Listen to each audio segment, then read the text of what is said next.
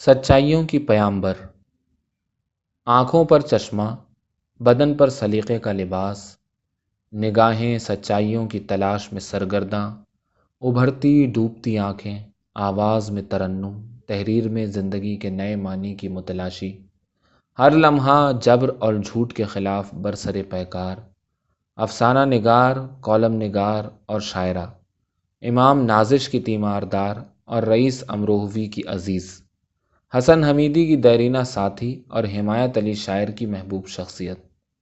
حنا مشرقی آرائش کا جوہر ہے۔